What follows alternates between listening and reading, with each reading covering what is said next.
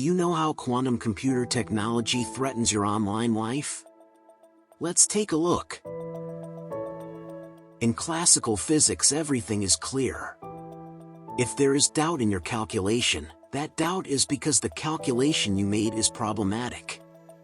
Because physics is reality, and in real life an object cannot exist and not exist at the same time. When you press the switch on a lamp, the light is either on or off. There cannot be a third state. Right? The computers you use at home also work with this logic. In fact, not only computers, but all electronic systems that can do even a small calculation work with this logic. Either there is electricity or there is not. It is either 0 or 1. Almost our whole life depends on this. But somewhere the same logic does not apply. There it seems as if something can exist and not exist at the same time. We call this field quantum physics. In order to understand quantum physics, you have to forget everything you know about classical physics. Let me ask you a question. Is light a particle or a wave? If you said particle, you were wrong. If you said wave, you were wrong again. Light behaves like a particle when it wants to and like a wave when it wants to. But how does this happen? The answer is very simple. We don't know. Newtonian physics doesn't work for objects traveling at the speed of light or for objects with very large masses.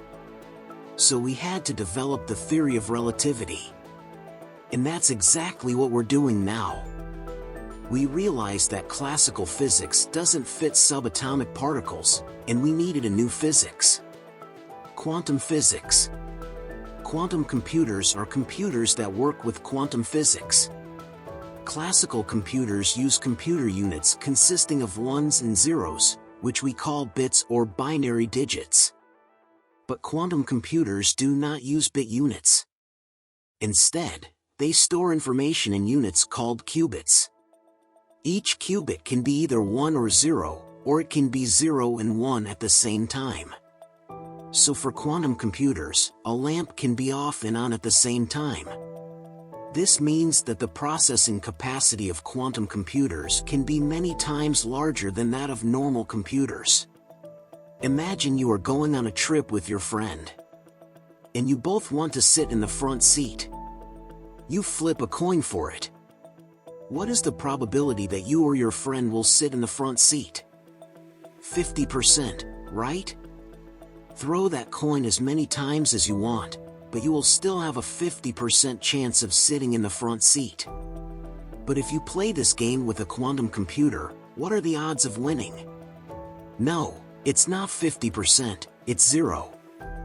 You didn't hear me wrong, it's 0.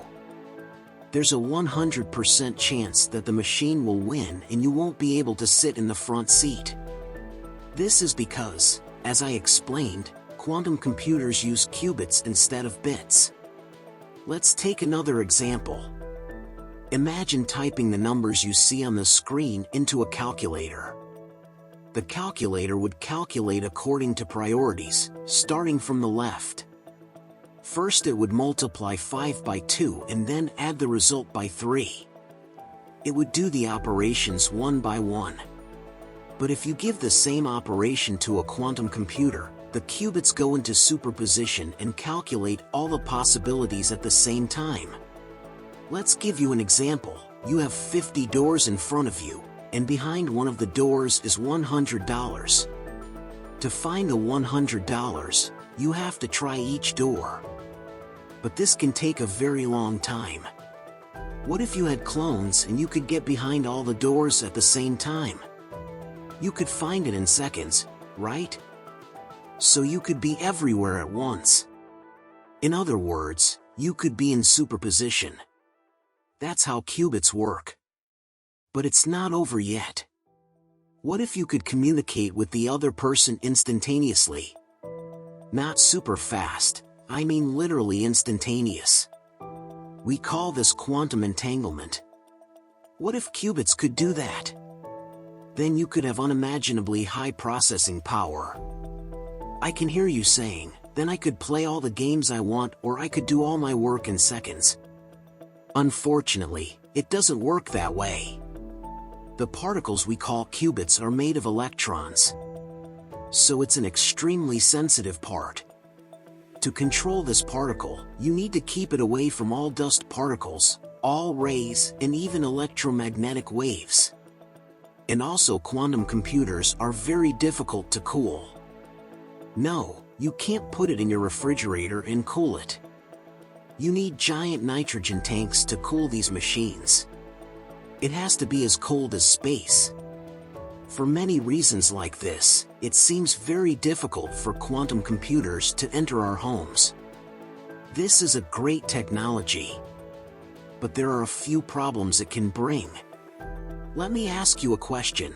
Why do social media sites want you to make your passwords as long and complex as possible? Because when you make your passwords the way they want them to be, it can take months or even years for computers to decrypt them. But what happens if you try to get a quantum computer to solve the same password? It can crack it very quickly, can't it? So soon none of us may be safe on the internet. This is debatable. As you can see, we have a long way to go. There are many problems to overcome.